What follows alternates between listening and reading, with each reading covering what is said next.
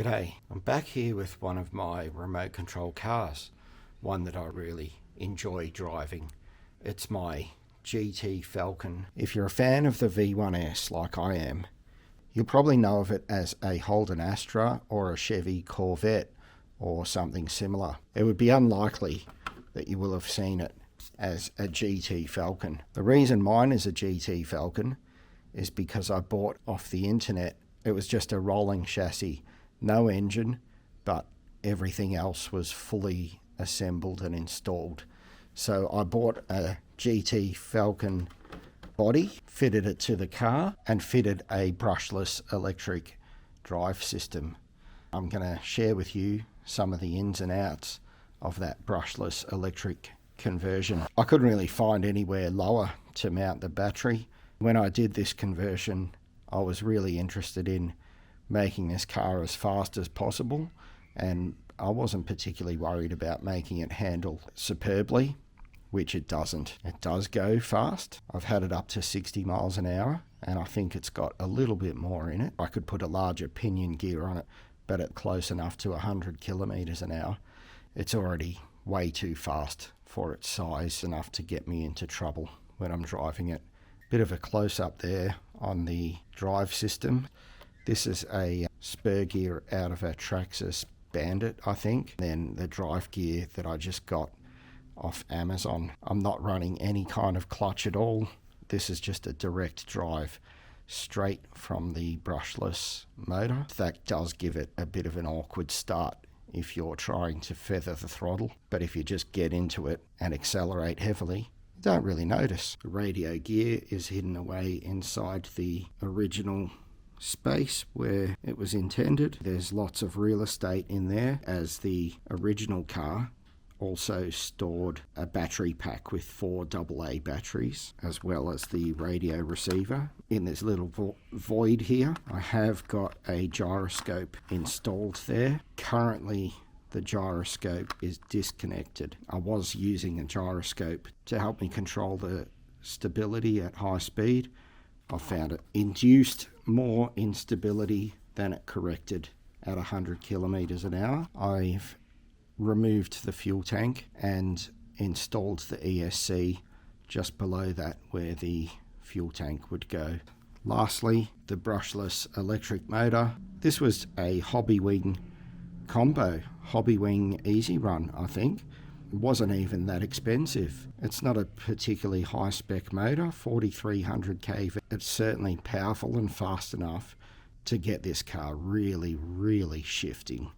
I'll share with you in a little bit more detail the custom motor mount that I built here and how I did it. I've got other videos on my channel that detail how I did this.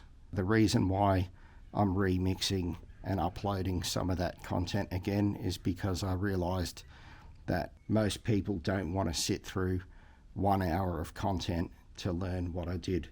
So I'm going to condense it all back down to a much shorter video and just include the basics.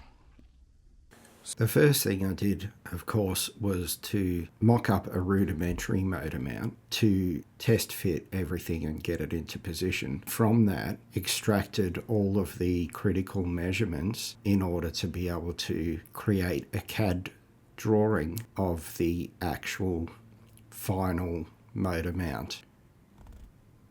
Once it was done extracting all of the details I needed, then I headed over to SolidWorks and created a sheet metal model of the motor mount as it's going to look in its final form, using SolidWorks sheet metal. Converting that to a flat plan, I was able to take that to the waterjet cutter, which I had access to at the time, and use the waterjet cutter to cut that flat plan out. Then all I needed to do was bring it back to the garage, fold the bend into the mount, and tap the holes for the mounting threads. Obviously, the major problem with this car is the high center of gravity.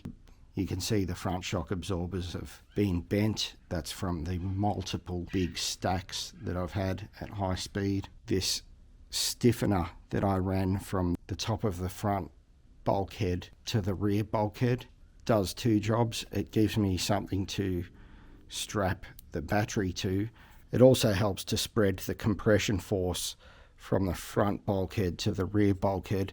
I was finding there's a lot of flex in the original chassis of this V1S. The upper half of this chassis is made out of plastic. The stiffening structure really only comes up through this side of the car. It's plastic, and it wasn't really doing a particularly good job of stiffening that upper chassis. I'll be guessing to tell you what gauge that is. It's around about 2.5 millimeter thick steel flat bar, 12 millimeters wide. That spreads that load across the car evenly. That's my car. I'll see if I can include a flat plan for that electric motor mount in my description so that you can download it if you want to do a conversion similar to this to save you from drawing your own. Anyway, this has been a revisit to how I converted my V1S to brushless electric from Nitro. I hope you enjoyed. See ya.